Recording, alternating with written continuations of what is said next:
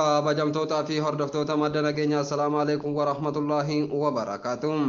Nagaan keenya lagaaf tabbeen qaxxaamuree bakka jirtan maratti isin haa ga'u jechaa oduu kan isin dhageessisu ana obsaasanii nu faana turan afurraa keenya.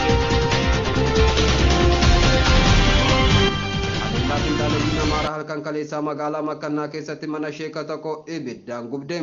Sababa kanaan liyyuu hayliin Amaaraa kallattii aanaa Artummaa Fursii Maajatee bakka jedhamuun gadi dhuftee qawwee gama ganda Oromoo dhukaasaa yeroo bulan lafti yeroo bari'ee guyyaa har'aa ganamumaan lolli eegaluun ni yaadatama.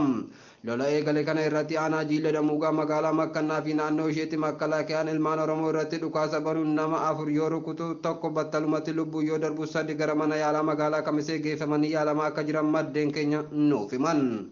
Namoonni madahanii fi kan wareegames akka armaan gadii kanam. Hasan Muhammad kan wareegame Abdalloo Ahmad Madoo Sultaan Alii Madoo Umar Sheeshaa fi Madoo.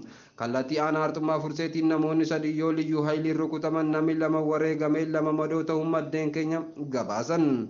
Wareegamtoota keenyaaf rabbiin haa araaramu, maatii fi firoota isaaniitiif jajjabina hawwinaaf madoo keenya rabbiin nuuf haa fayyisu jennam. Aanaa Dawwaa Caffaaf ganda Tuchee iddoo adda addiite jedhamutti barii kaleessaa makiinaa hin beekamne tokko yeroo malee soo deemuu dhaabbadhu jennaan diduudhaan yeroo inni didutti rasaasaan dha'uudhaan qeerroo yeroo isa kuffisan saniin booda liyyuu hayliin humnaa olii dhufanii naannoo sanitti matarayyasii loggomanii ganda addiite jedhamu akka sodaachisaa jiran gamanuma isin beeksifnam.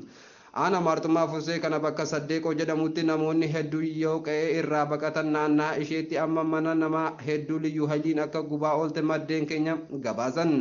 Lollis kallattii saniis halkan kana akkuma itti fufate jiram. Bulchiinsa aanaa Jiillee Damuugaa Jamaal Hasan nami jedhamu liyyuu haylii fi finxaaleeyyiin Amaaraa takka oolee 2 oolee yeroo ilmaan Oromoo rorrisu afaan isaanii qabatanii ilaalu. Yeroo ilmaan Oromoo roorroon hammaate ofirraa ittisuuf yaalan gabbahanii miidiyaa qabanii fi maanguddoo fayyadamuun masjiida bananii lola hin eegalinaan nuti tarkaanfii irratti fudhata jechuun hawaasa burjaajessaa jiraachuun gabaafame. Naannoo Amaaraa iddoolee garaagaraatti finxaaleeyyiin Amaaraa rasaasa seeraan alaa 5,000 ol qabatanii socho'aa turan 4 to'atamaniiru.